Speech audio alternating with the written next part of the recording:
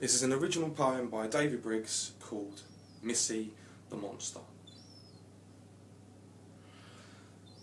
Missy the Monster looked so very scary.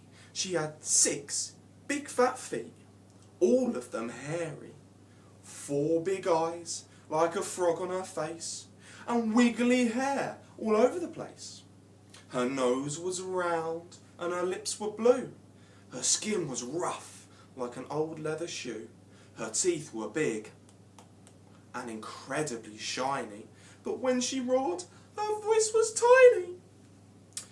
She took a deep breath and took a step back, looked in the mirror, and her reflection looked back.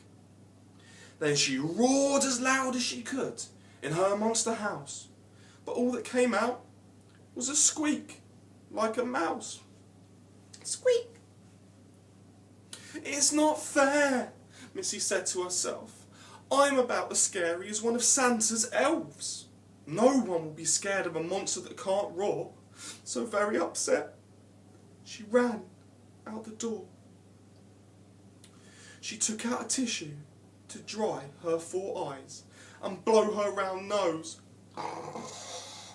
of an unusual size. Then Missy the Monster sat down on a bench close to a park and a cafe that's French. As she sat there sobbing away, a little blue mouse who was passing this way stopped and looked at her big hairy feet and said, "I'm so tired, may I take a seat?" The mouse's voice boomed and shook the park bench and wobbled the chairs of the cafe that's French. Poor Missy couldn't believe her 4 giant eyes as she looked down to her feet and saw the size of the little blue mouse with the giant voice. "Well, can I or not? Your feet, your choice." Of course, Missy said. Hop on to my feet."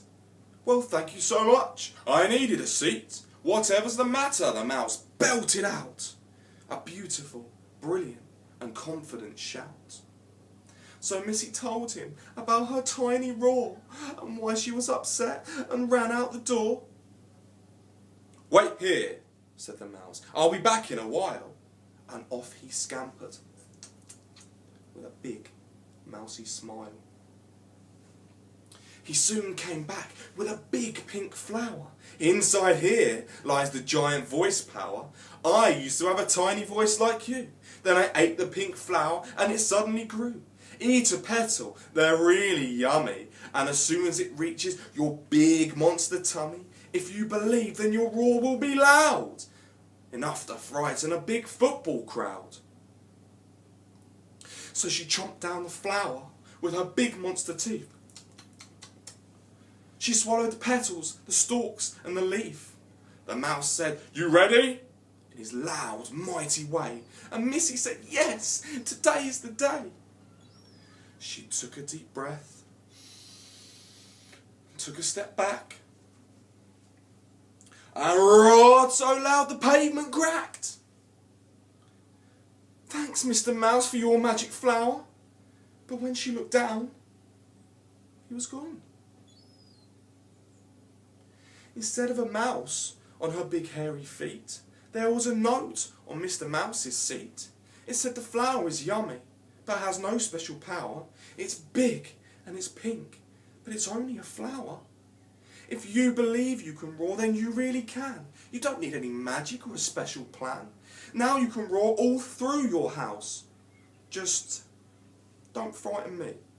Signed, Mr. Mouse. "So it was me all along," Missy shouted with a smile. "Now I can roar in wonderful style." So off she went home with a big monster grin. "Thank you, Mr. Mouse," she whispered to the wind.